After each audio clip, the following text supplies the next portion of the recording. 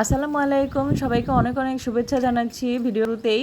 আর আজকে আপনাদের সঙ্গে শেয়ার করছি আমি এই যে দেখেন ছাদে থেকে এই কত বড় একটা ডাঁটা শাক কেটে নিয়ে যাচ্ছি। এই যে দেখেন একটা ডাঁটা শাক অনেক বড় হয়েছে মাশাল্লাহ। আর এটা কিন্তু রান্না করার পরও একদম নরম ছিল, এত বড় হয়েছে ডাঁটা, তারপরেও কিন্তু ভিতরটা অনেক নরম ছিল। যাই হোক, আমি এই ডাঁটাটা আজকে কেটে নিয়ে যাচ্ছি।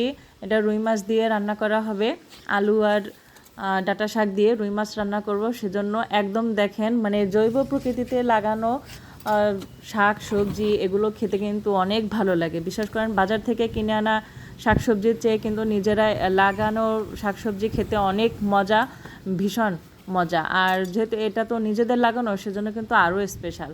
তো এখানে দেখলাম যে বাগানে আরও ঢেঁড়স হয়ে আছে, 3টা ঢেঁড়স কেটে নেওয়ার মতো আছে, তাই আমি 3টা ঢেঁড়স কেটে নিচ্ছি। আরও কিছু কিছু আছে কিন্তু সেগুলো একটু ছোট, সেগুলো আরও 3-4 দিন পরে কাটলে ভালো হবে, একটু বড় হবে, সেজন্য সেগুলো কাটছি না। তো আমি যেগুলো একটু বড় হয় সেগুলো কেটে নিয়ে ফ্রিজে রাখি, তারপরে 2-3 দিনেরটা জমিয়ে একসাথে রান্না করি। এই যে দেখেন কেটে নিয়ে গেলাম ঢেঁড়স। আর এখানেও কিন্তু একটা ঢেঁড়স আছে, বড় হয়ে আছে দেখলাম এই বাটায়। তো এখানে এই বাটা থেকে আমি এই যে ঢেঁড়স কেটে নিয়ে যাচ্ছি। তো এটাকে ফ্রিজে রেখে দেব, আরও 3-4টে ফ্রিজে আছে, তো এটাকেও রেখে দেবো, আরও একদিনেরটা নিয়ে একসাথে রান্না করব। তো চলুন আজকে যে রুই মাছ রান্না করা যাক। এই যে আমি রুই মাছটাকে হালকা হলুদ গুঁড়া, লবণ, মরিচ গুঁড়া দিয়ে মাখিয়ে তেলে ভালো করে ভেজে নিচ্ছি। তারপর কিন্তু এটাকে আমি সেই ডাঁটা দিয়ে রান্না করব। ডাঁটা দিয়ে রুই মাছ রান্না করলে কিন্তু অনেক ভালো লাগে, আর ইলিশ মাছের পাশে দিলে তো কথাই নেই, ইলিশ মাছ দিয়ে রান্না করলে আরও ভালো লাগে। তা আজকে আমি রুই মাছ দিয়ে রান্না করছি। যে দেখেন মাছের মাথাগুলোকে আমি একটু মাঝখানে কেটে দিয়েছি। আর এখানে যে দেখেন ডাঁটা আর আলু ভালো করে আমি কেটে পানি দিয়ে ভিজিয়ে রেখেছি। তো এদিকে কিন্তু মাছটাকে আমি ভালো করে ভেজে নিচ্ছি। আর ডাঁটার যে শাক, সেই শাকটার সাথে পুঁই শাক মিলিয়ে ভাজি করে নিয়েছি। বিশ্বাস করেন এটা এত ভালো লেগেছে খেতে। আর এই যে দেখেন এখন রান্না শুরু করলাম। তো যে দেখেন এই আর কি প্রথমে একটা ফ্রাই প্যান নিলাম, তারপরে তেল দিলাম, তারপরে যে পেঁয়াজ কুচি দিলাম। এখন এই পেঁয়াজ কুচিটাকে তেলে সুন্দর করে একটু হালকা একটু নাড়াচাড়া করে ভেজে নেব। তারপরে আমি এখানে বাকি সব মশলা আস্তে আস্তে দিয়ে দিচ্ছি।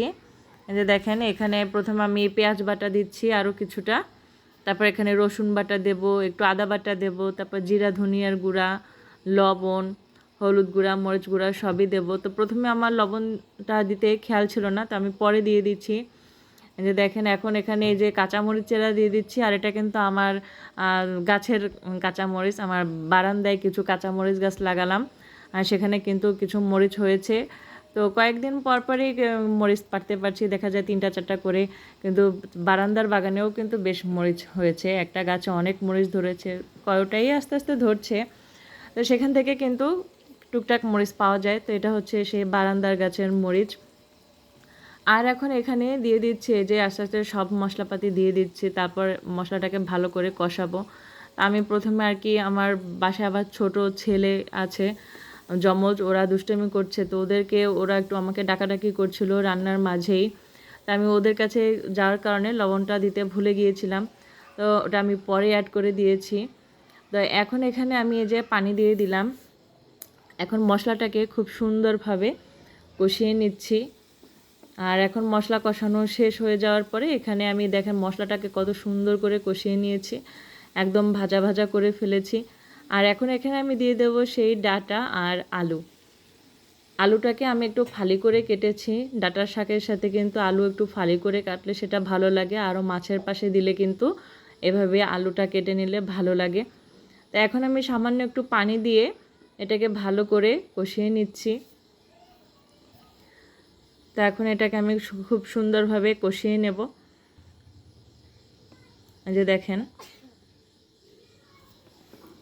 তো এখন এটাকে আমি একটু নাড়াচাড়া দিয়ে নিচ্ছি, যে খুব সুন্দর করে এটাকে আমি একদম ভালোভাবে কষিয়ে নেব।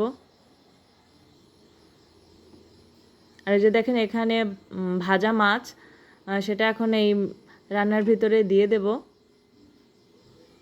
আলু আর ডাঁটাটা এখনও ভালোভাবে কষানো হয়নি, এটাকে ভালোভাবে কষাবো। আর এদিকে আবার দুধ গরম করতে দিয়েছি, দুধ জাল করছি।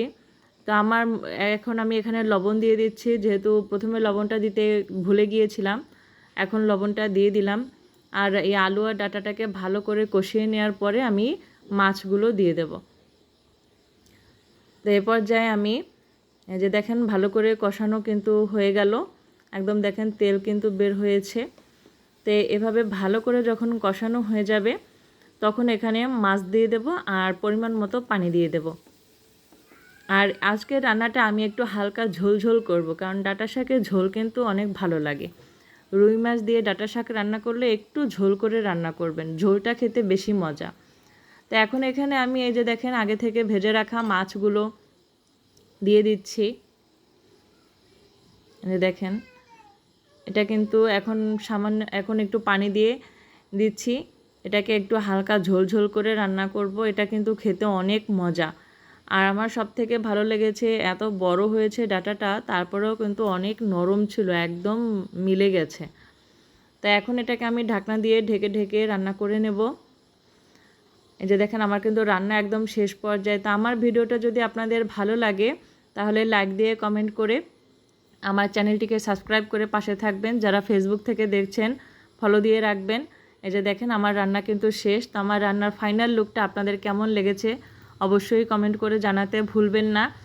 আর এভাবে কষ্ট করে হলেও যদি অল্প জায়গা থাকে তাও সেটাকে কাজে লাগিয়ে এভাবে শাকসবজি চাষ করার চেষ্টা করবেন, তাহলে কিন্তু একদম মানে জৈব প্রকৃতিতে তৈরি করা লাগানো খাবারটা কিন্তু খেতে পারবেন।